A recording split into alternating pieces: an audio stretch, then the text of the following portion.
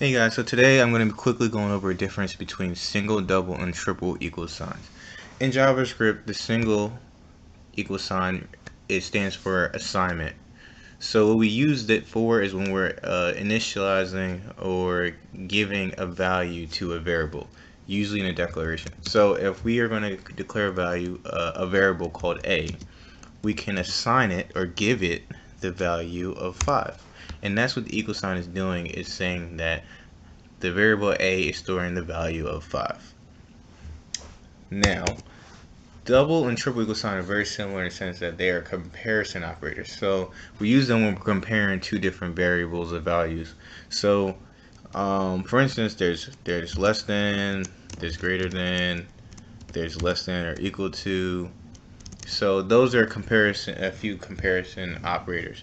So let's say that we want to see, let's define another variable called b, and it's going to be equal to 6. If we do console.log a equals b, what we're doing is checking to see if a equals b. If we were to we'll use a single equal sign, we wouldn't be checking to see if it's equal. We will be assigning or reassigning or updating this a value and giving a, instead of a being 5, we would be seeing a equals b, which is 6. So that's not what we want to do. We want to check to see if a equals, if they have the same value. So what this should do is going to return a boolean, true or false.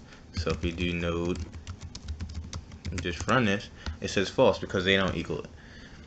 And the triple equal sign will do the same thing. So what is the difference between the double and the triple? Well, let's make b equal a string that has 5 in it. So if you were to run this, it's going to say true because 5 does equal 5. However, there's different value types, and these are different. You can see this is a number and this one is a string that says 5.